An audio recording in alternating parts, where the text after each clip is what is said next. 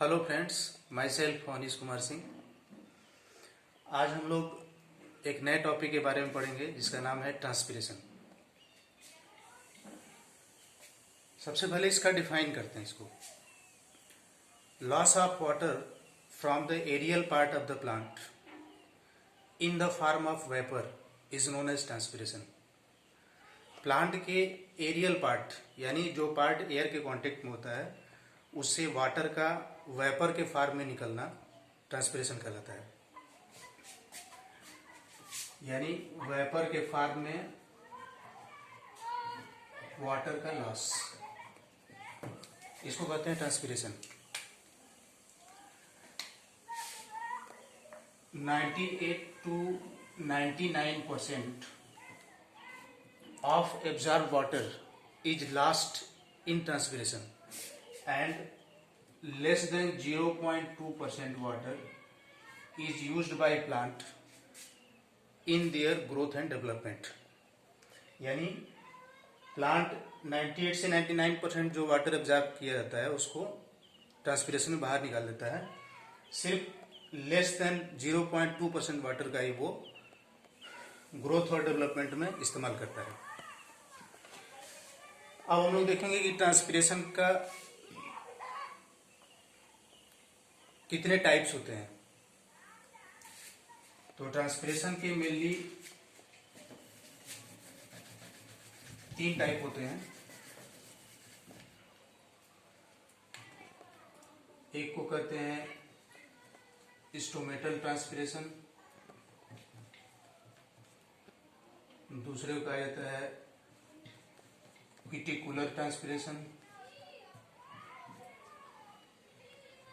तीसरे को कहा जाता है लेंटिकुलर ट्रांसपिरेशन और चौथे को कहते हैं बार्क ट्रांसपिरेशन। ये 4 डिफरेंट टाइप के ट्रांसपिरेशन है जो प्लांट के एरियल पार्ट से वाटर को लॉस करते हैं। आइए देखते हैं इसको। सपोज करें ये प्लांट है,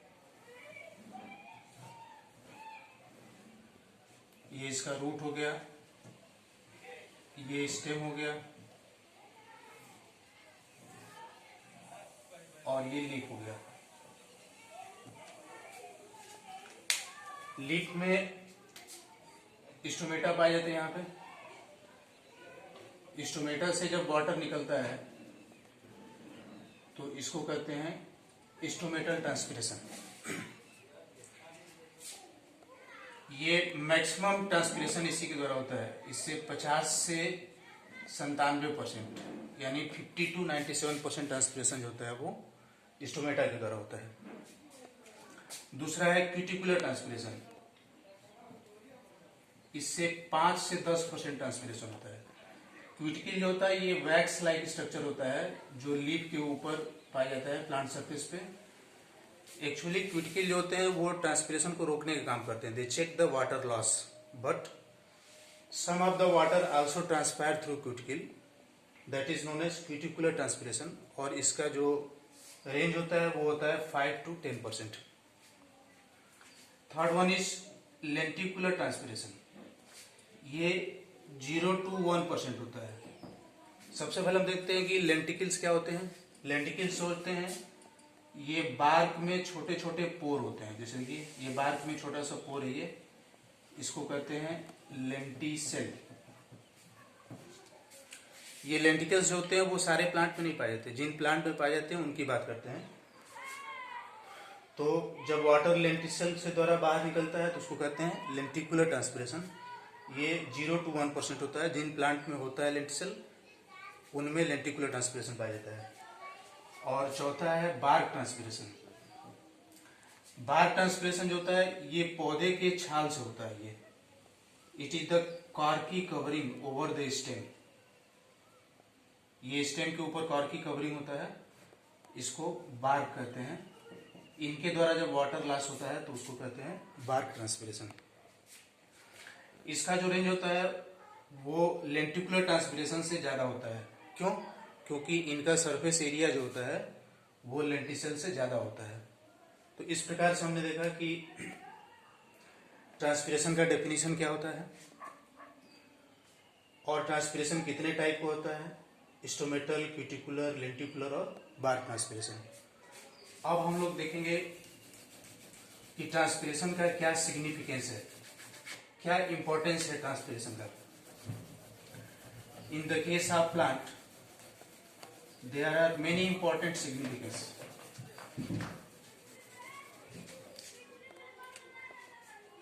जैसे फर्स्ट वन इज द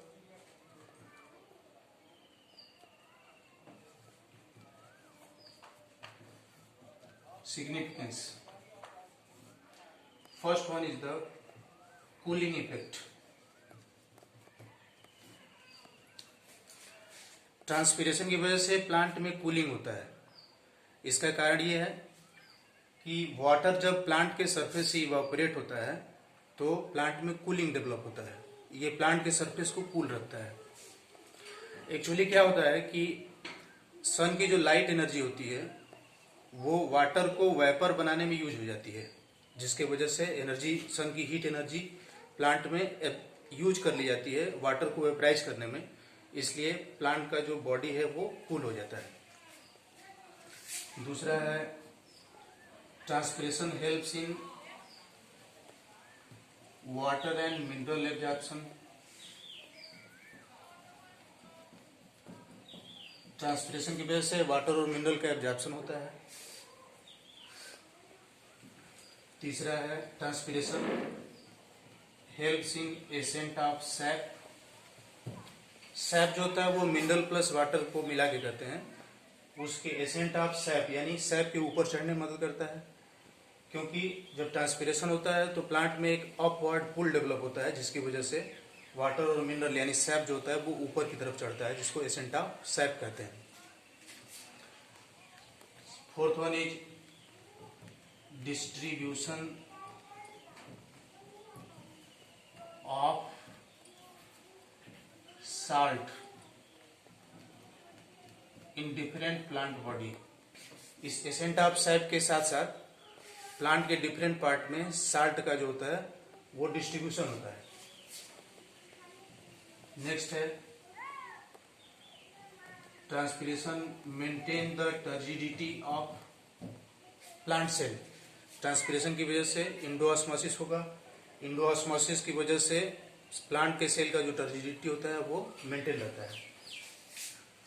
और लास्ट है, ये बहुत इंपॉर्टेंट है, it control the hydrological cycle. यानी ट्रांसपिरेशन की वजह से हाइड्रोलॉजिकल साइकिल मेंटेन होता है।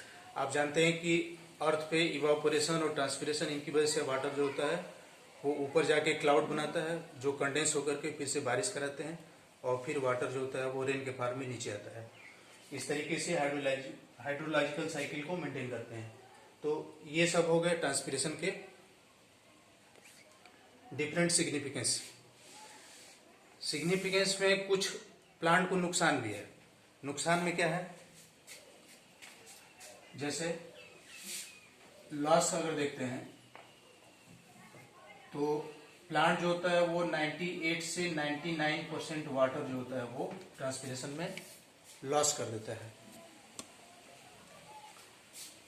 और अगर एक्सेस ट्रांसपिरेशन होता है तो प्लांट में विल्टिंग होने लगेगा। प्लांट के पार्ट जो होते हैं वो विल्ट कर जाते हैं, मुरझाने लगते हैं। और एक्सेस ट्रांसपिरेशन होने की वजह से प्लांट का ग्रोथ जो होता है वो स्टंटेड हो जाता है, यानी उसका ग्रोथ जो होता है वो रुक जाता है। एक तरफ हम देखते हैं कि ट्रांसपिरेशन का फायदा भी है, इतने सारे फायदे हैं, और दूसरी तरफ देख रहे हैं कि ट्रांसपिरेशन का नुकसान भी है। इसलिए ट्रांसपिरेशन को कर्टिस नामक साइंटिस्ट ने नेसेसरी इविल कहा था। नेसेसरी इविल, साइंटिस्ट का नाम है कर्टिस। इन्होंने ट्रांसपिरेशन को कहा था नेसेसरी इविल।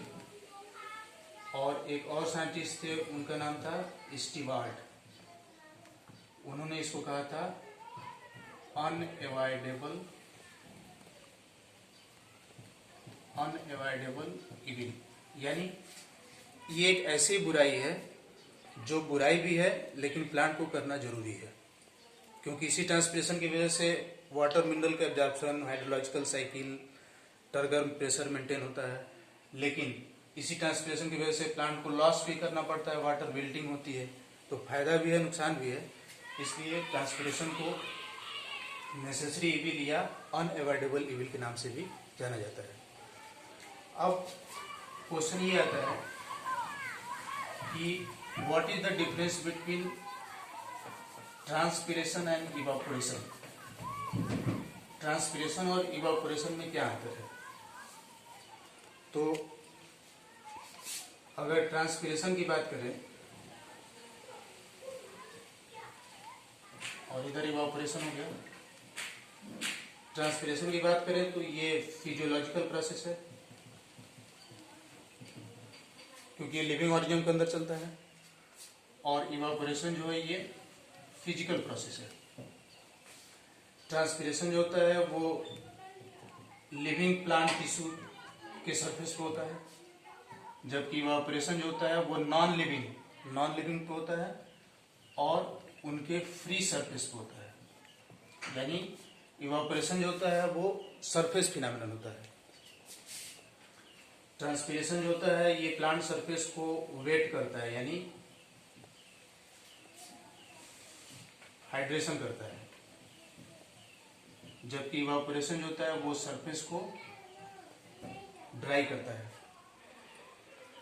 तो ये सब इवापोरेशन और ट्रांसपिरेशन में अंतर है। एक और डिफरेंस है, ट्रांसपिरेशन जो होता है it is controlled by temperature, pressure and many other factor, while evaporation is not controlled।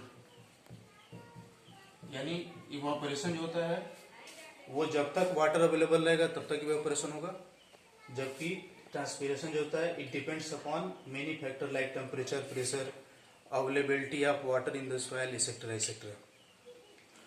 तो आज के क्लास में हमने ट्रांसपिरेशन का डेफिनेशन पढ़ा, कितने टाइप के ट्रांसपिरेशन होते हैं, ट्रांसपिरेशन का सिग्निफिकेंस क्या है, इसका फायदा क्या है, इसका नुकसान क्या है, और लास्ट हमने पढ़ा कि ट्रांसपिरेशन और इवापोरेशन में क्या अंतर है। नेक्स्ट क्लास में हम लोग पढ़ेंगे स्टोमेटा का स्ट्रक्चर और उनके मूवमेंट, कैसे स्टोमेटा खुलते हैं और बंद होते हैं, उनके मैकेनिज्म को पढ़ा जाएगा। आप इस वीडियो को देखें, अपने कॉन्सेप्ट को क्लियर करें, और अगर कोई प्रॉब्लम हो तो हमारे यूट्यूब चैनल के कमेंट बॉक्स में टाइप करें, और हमेशा की तरह हमारे चैनल को लाइक, सब्सक्राइब और शेयर करें, ताकि आपको भी फायदा हो और दूसरों को भी फायदा हो। आपको नए नए लेक्चर वीडियो मिलते रहें। तब तक के लिए थैंक यू।